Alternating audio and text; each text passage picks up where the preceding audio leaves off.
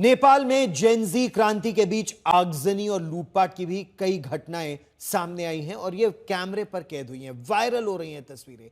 नेपाल का जो सबसे बड़ा सुपरमार्केट और डिपार्टमेंटल स्टोर का चेन है भाट भटेनी, आग की भेंट चढ़ गया।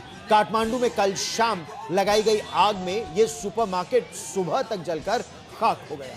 कल तख्ता पलट करने वाले आंदोलन के बीच बाजारों में लूटपाट दिखी, आगजनी की कई घटनाएं देखने को मिली। ये जो सुपरमार्केट है ये उन बाजारों में सबसे बड़ा है जहां कल दोपहर आग लगाई गई। सुबह जब ये तस्वीरें सामने आई तब तबाही का जो पैमाना है ना वो साफ तौर पर नजर आया।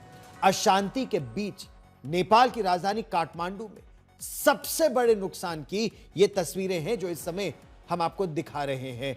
भाट भटेनी ये जो बाजार है, ये पूरा इलाका कहीं मॉल जलाया जा रहा है तो कहीं 5 स्टार होटल को ही आग के हवाले कर दिया गया। और काठमांडू ही नहीं, दक्षिण पूर्वी नेपाल के कोशी अंचल के सुनसरी जिले में एक सुपरमार्केट को लूट लिया गया। ये जो सुनसरी के दुबाही का भगवती चौधरी सुपरमार्केट है और ये हिंसा और तोड़फोड़ के बीच इसे लूटपाट का निशाना जानबूझकर बनाया गया।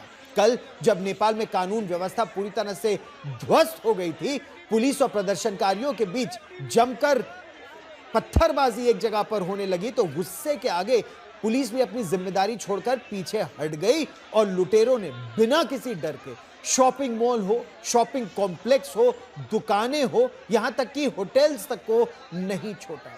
वो बेरोक-टोक मॉल में घुसे, जो कुछ मिला उसे लूटकर वो बाहर निकलते दिखे। ये आप इन तस्वीरों में साफ तौर पर देख सकते हैं। एक तरह से दुर्भाग्यवश एक आंदोलन के बाद नेपाल में लूट की छूट थी।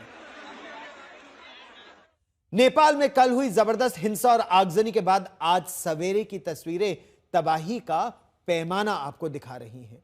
वो सिंह दरबार जहां से नेपाल की सरकार चलती थी, मंत्रालय अलग अलग चलते थे, संसद चलती थी, उस पर कल प्रदर्शनकारियों ने कब्जा जमा लिया और फिर शाम तक उसे आग के हवाले कर दिया।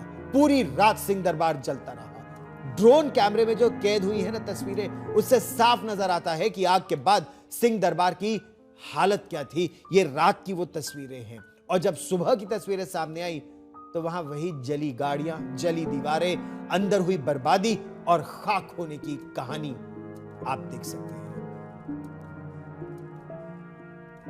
यही दुर्भाग्य रहा इस आंदोलन का।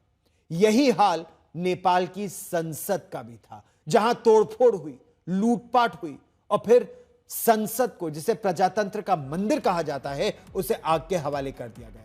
हम आपको इस समय 2 तस्वीरें दिखा रहे हैं जिसमें आप आगजनी से पहले और आगजनी के बाद मची तबाही का जो अंतर है उसे आप साफ तौर पर देख सकते हैं।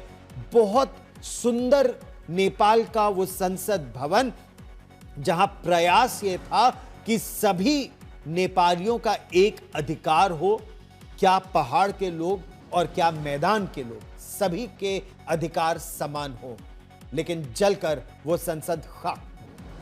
नेपाल के नेताओं के खिलाफ लोगों का गुस्सा इस समय भी चरम पर है। इस बीच एक वीडियो सामने आया है जो शनिवार का है। यह वीडियो नेपाल के कोशी अंचल इलाके का है, जहां पर एक 11 साल की बच्ची को सड़क पार करने के दौरान वहां का के जो वित्त मंत्री हैं राम बहादुर मगर, उनकी गाड़ी टक्कर मार देती है। आप इस तस्वीर को गौर से देखिए। लड़की सड़क पर गिर जाती है, लेकिन मंत्री जी का गुस्सा देखिए, या उनका जो रौब था कि वो गाड़ी रुकी नहीं, वो एसयूवी रुकी नहीं, वो बच्ची गिरी पड़ी है। आसपास गुजर रहे लोगों ने लड़की की मदद की, अस्पताल पहुंचाया, लेकिन राम बहादुर वहां से फौरन निकल गए। उनकी कार का नंबर लोगों ने देख लिया था, पहचान हुई। शहर में कम्युनिस्ट पार्टी की एक मीटिंग चल रही थी, इसका बहाना बनाकर मंत्री जी तो निकल गए, लेकिन लोग भड़क गए और इस घटना के बाद उन्होंने सड़क जाम कर दिया। नेताओं के इस रवैये के खिलाफ लोगों का गुस्सा तब खुलकर सामने आया जब युवाओं ने काठमांडू से सत्ता को उखाड़ फेंकने वाला आंदोलन तेज कर दिया। नेपाल में युवाओं ने ऐसे नारे लगाए, नेता का बच्चा गाड़ी में, गाड़ी गई खाड़ी में। सुनिए।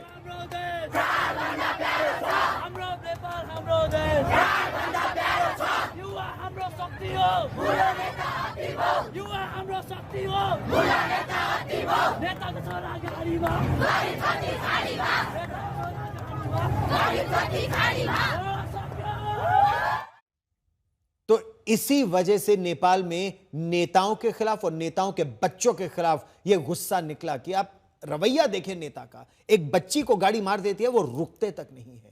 नेपाल के एक बड़े बिजनेसमैन उपेंद्र महतो के घर पर भी लूटपाट और आगजनी की घटना हुई। उपेंद्र महतो इस समय मॉस्को में है और वो तीसरे सबसे अमीर व्यक्ति नेपाल में माने जाते हैं। उनकी अनुमानित जो संपत्ति है कुल मिलाकर 250 मिलियन अमेरिकी डॉलर है।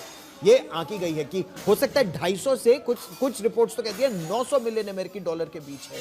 युवाओं ने उन पर आरोप लगाया कि उन्होंने अरबों रुपए कमाया लेकिन सरकार को टैक्स नहीं दिया, जबकि थोड़ी बहुत कमाई करने वाले लोगों से सरकार टैक्स वसूलती रही और इसीलिए लोगों का गुस्सा किस तरह से निकला आप इन तस्वीरों में उसे भी देख सकते हैं, जिस तरह से जबरदस्त लूटपाट हुई।